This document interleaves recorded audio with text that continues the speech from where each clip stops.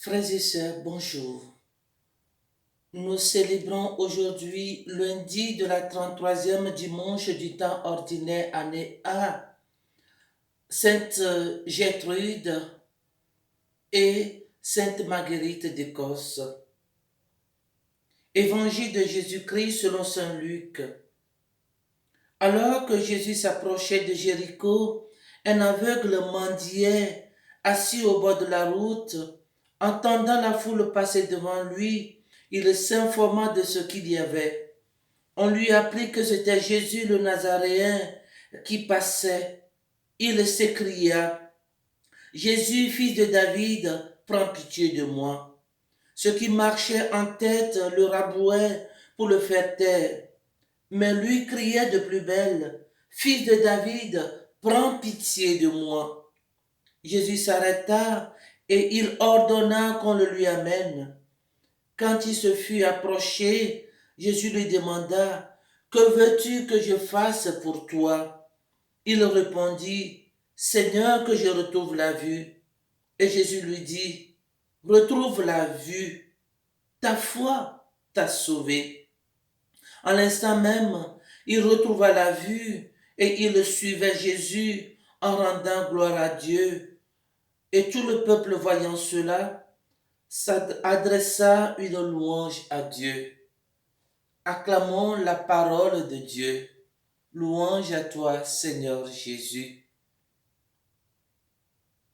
Que veux-tu que je fasse pour toi? Que je vois. Frères et sœurs, Jésus prend l'initiative du dialogue. Que veux-tu que je fasse pour toi? Admirons l'attention de Jésus pour le pauvre aveugle au bord de la route. Il est touché par sa prière. Rabouni, que je vois. Rencontre étonnante, deux personnes infiniment distantes en dignité s'accueillent en vérité. La confiance de l'aveugle est spectaculaire. L'aveugle de Jéricho est transformé par la rencontre de Jésus et se met à le suivre sur la route.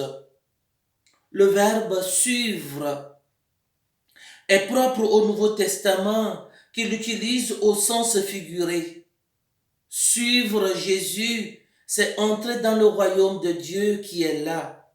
C'est se lier à son sort et plus spécialement à sa croix et à sa gloire.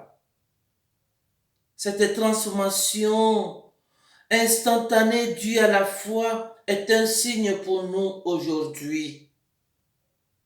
Notre rencontre de Jésus.